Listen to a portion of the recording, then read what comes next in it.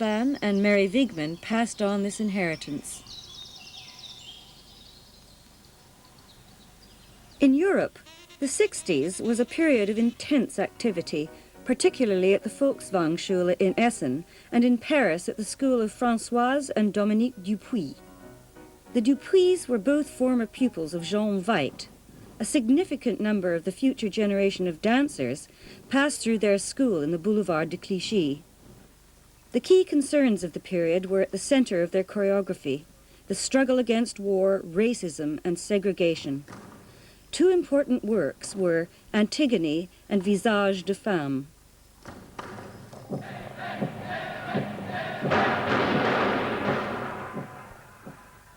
The Americans freed dance from expressionism, and the 70s saw the triumph of modernism and then postmodernism.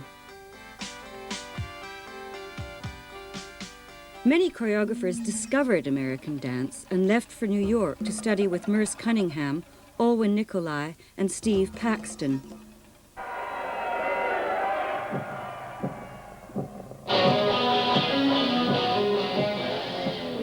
Contemporary dance developed at the crossroads of American dance, German expressionism, and the new neoclassicism, represented in particular by Maurice Béjart.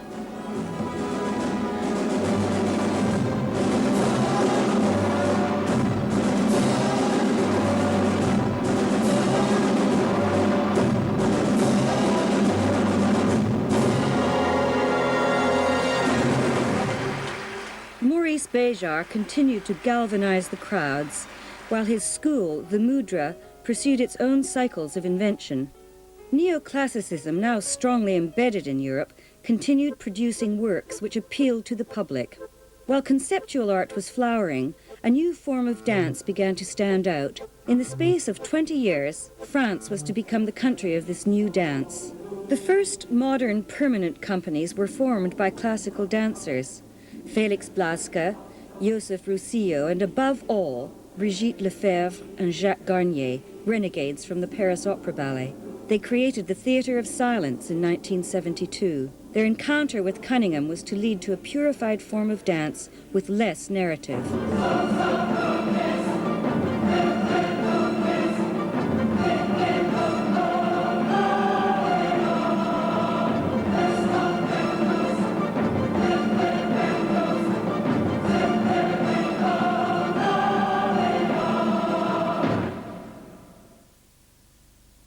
Two Americans, Carolyn Carlson and Susan Bjorge, settled in Paris. Through them, European dancers discovered new techniques and new ways of using the body through improvisation.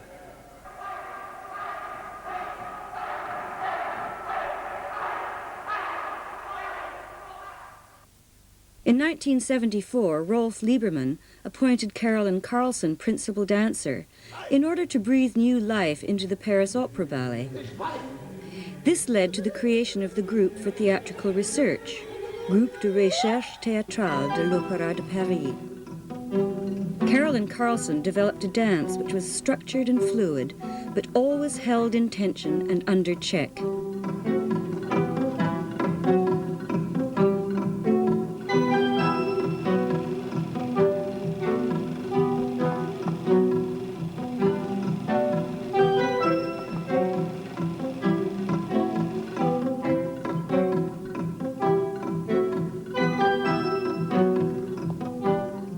Susan Bjorge's teaching was less public. Also trained by Alwyn Nicolai in his architectural choreography, she meticulously examined the length and breadth of modernity. She was fascinated by sculpture and by video, where she proved herself to be a pioneer. She advocated a dance stripped of all artifice, where each gesture is a distillation. Within the space of a few years, Carolyn Carlson and Susan Bjorge had trained a new generation of dancers.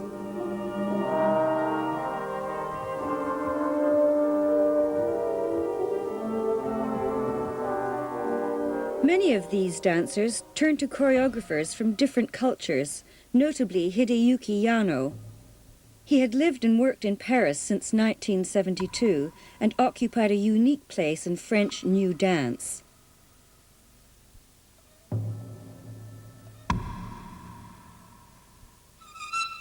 Gradually, he gathered around him dancers seeking a personal language, dancers like Elsa Wollaston.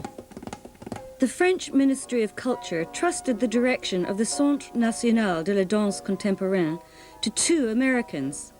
The school at Angers was the first European school to dedicate itself to the teaching of contemporary dance. The pupils of Alwyn Nicolai and later of Viola Farber trained a number of choreographers who would assert their talent in the 80s. Some of these found recognition at the annual choreographic competition of Bagnolet, a real springboard to fame. Il suffit de se croire pour être en quelque façon. At the beginning of the 80s, European choreographers had mastered the intellectual debates clearly outlined by structuralism, semiology, and psychoanalysis.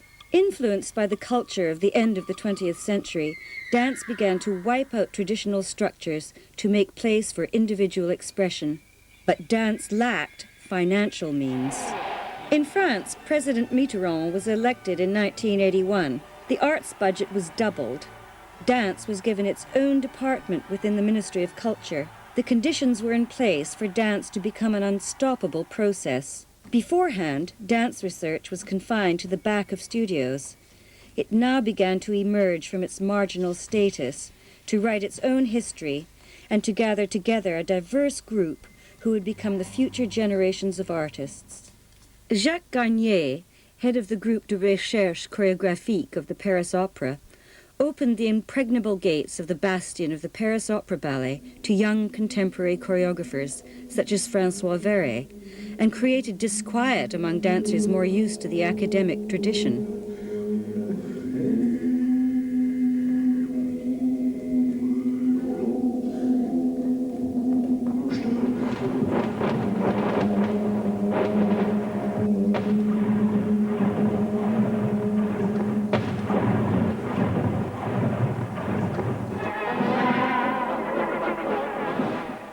In the space of a few years, French choreographers would be in the forefront of the international stage.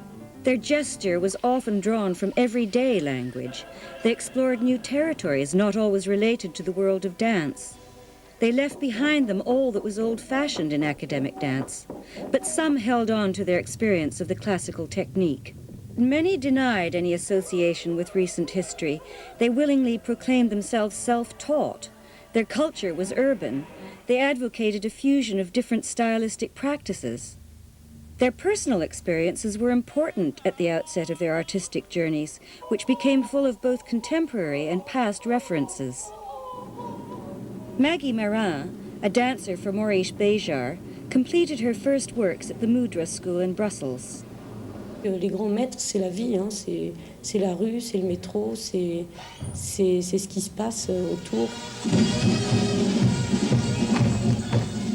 With May B, she invited us into the world of Samuel Beckett.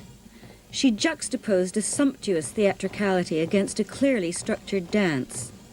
The world she paints is a cruel picture of humanity, where bodies tortured by passion creep, crawl, double up, expressing the convulsions of their soul and their association with evil.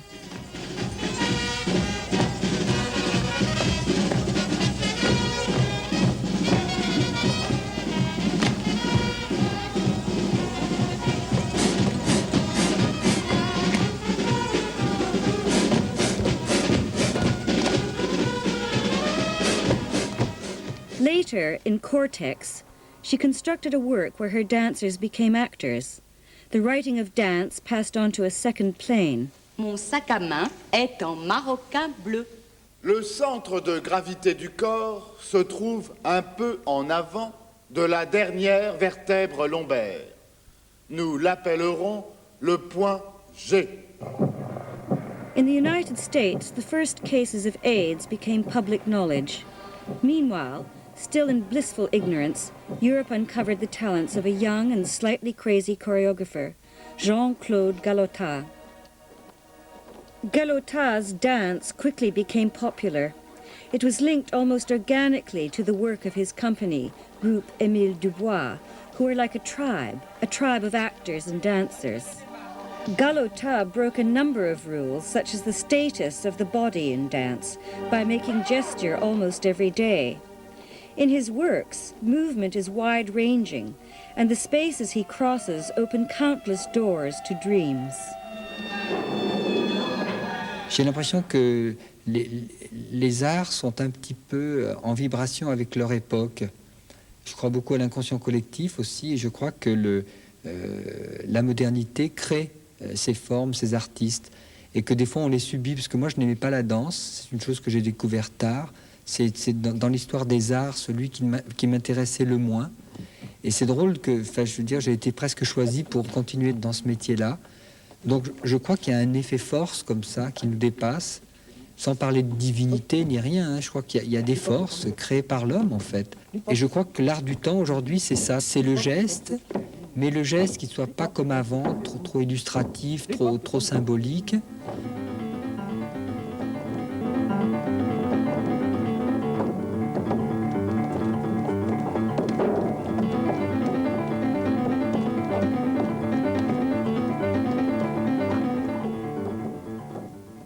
Dominique Baguet also drew on the language of everyday gesture for his choreography.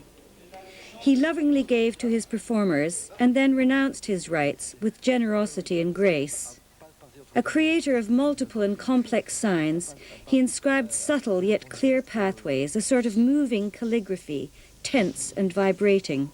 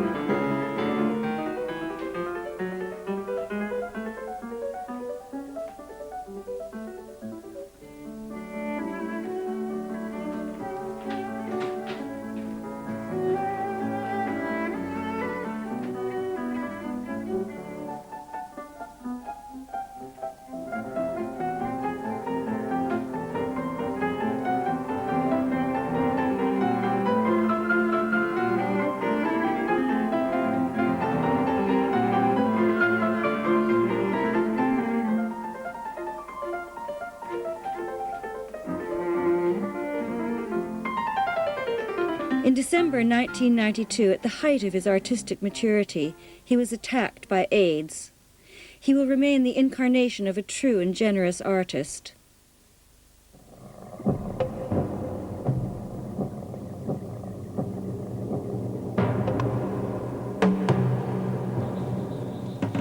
Self-taught and trained in the martial arts, the works of François Verret are powerful, fed by the state of the world.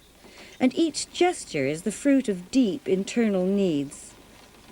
He makes no claim for himself as the sole author, but rather sees his works as encounters, shared processes of working with his many collaborators.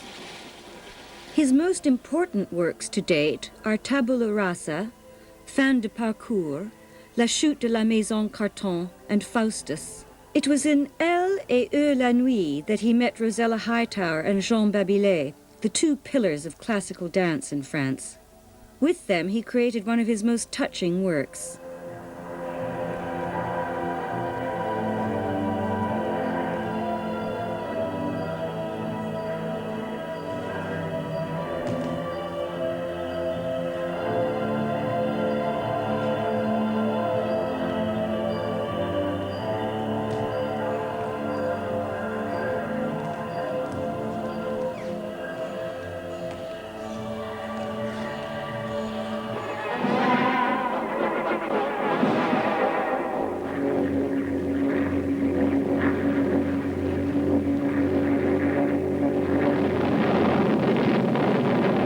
In a country still bruised by the Second World War, a country whose people's souls were still burning in the aftermath of Hiroshima, a new form of dance appeared, Buto, or the dance of darkness.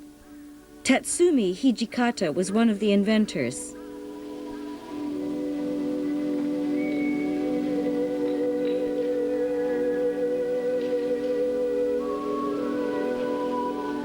The great Japanese artists came to Europe to create works, including Katsuo Ono, Carlotta Ikeda, Amagatsu and his company Sankai Juku. They influenced the young artists by showing them a new way of using the body, a body twisted and distorted by the torments of its soul. Choreographers would retain this morbid, compulsive, tortured imagery.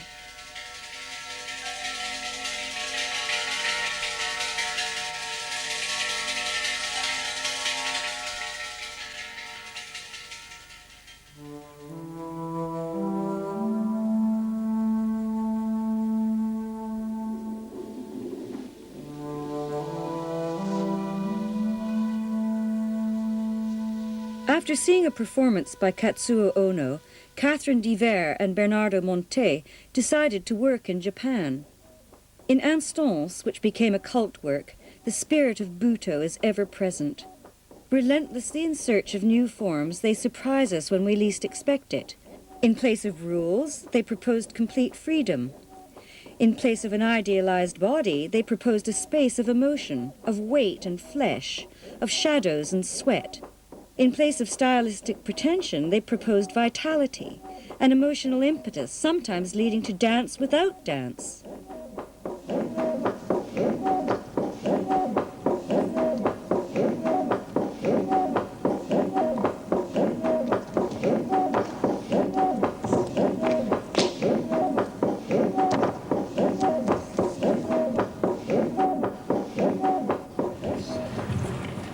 Several choreographers would use physical states in their works, and some even used these as subject matter for dance.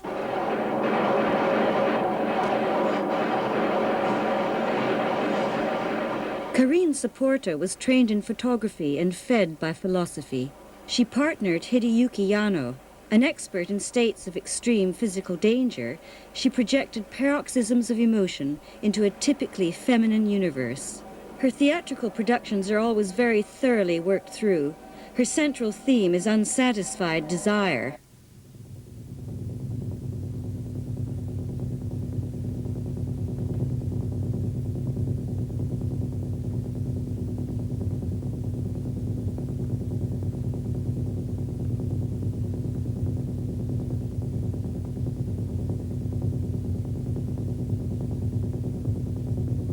Ce que nous appellerions normalement un récit bien constitué, il est complètement désarticulé chez elle. Exactement comme justement dans l'inconscient. C'est-à-dire qu'il y a une apparente incohérence qui est l'incohérence de l'inconscient. Disons qu'elle raconte toujours, que son histoire apparente raconte une autre histoire.